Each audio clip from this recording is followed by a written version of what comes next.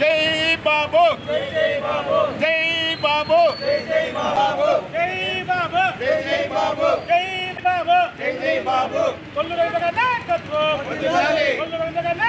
మత్స్యకారులకు కొందంత అండ నారా చంద్రబాబు నాయుడు గారని ఈరోజు జరుగుతున్న శ్రీకాకుళంలో అర్హులైన ప్రతి ఒక్క కుటుంబానికి 20,000 రూపాయలు ఇవ్వడమే నిదర్శనంగా మేము భావిస్తూ ఉన్నాం. గత ఎన్నికలలో చంద్రబాబు గారి నేతృత్వంలో కూటమి ప్రభుత్వం ఇచ్చిన హామీ మేరకు మత్స్యకారులకు 217 జీవోతో పాటు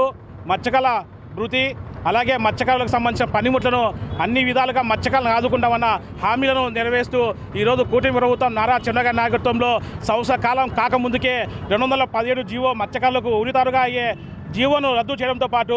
మత్స్యకారులకు వేట నిషేధ సమయంలో 2 నెలల పాటు ప్రతి నెల 20,000 రూపాయలు ఇస్తామన్న హామీని ఈరోజు నారా చంద్రబాబు గారు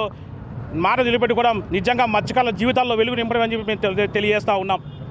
గత జగన్మోహన్ గారి ప్రభుత్వంలో మత్స్యకారులు చేసింది ఏమీ లేక మత్స్యకారులను అన్ని రకాలుగా అనదొక్కే విధంగా అనేక జీవోలు అనేక నిర్ణయాలు తీసుకోవడం జరిగింది. ఆనాడు ఇప్పుడు మంత్రి కొల్లు రవీంద్ర గారి నేతృత్వంలో రాష్ట్ర వ్యాప్తంగా ఉన్న మత్స్యకారులందరూ ఏకతారీఖుపైకి వచ్చి జగన్మోహన్ ప్రభుత్వంపై ఉద్యమాలు దీక్షలు ధర్నాలు చేయడంతో నారా చంద్రబాబు గారి దగ్గరికి వెళ్ళి అయ్యా మా మత్స్యకారులకు జగన్మోహన్ ప్రభుత్వం ఈ విధంగా మోసం చేస్తూ ఉంది, మీరు మాకు ఆదుకోవాలని చెప్పి ఆ రోజు కొల్లు రవీంద్ర గారి నేతృత్వంలో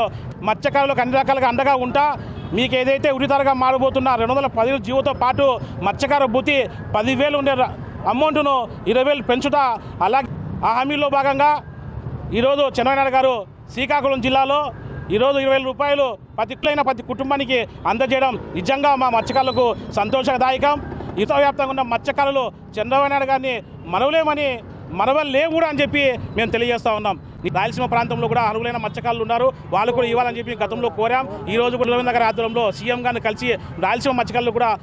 అర్హులైన మత్స్యకారులు కూడా 20,000 రూపాయలు అందజేయాలని చెప్పి మేము వినతి చేస్తూ ఉన్నాం.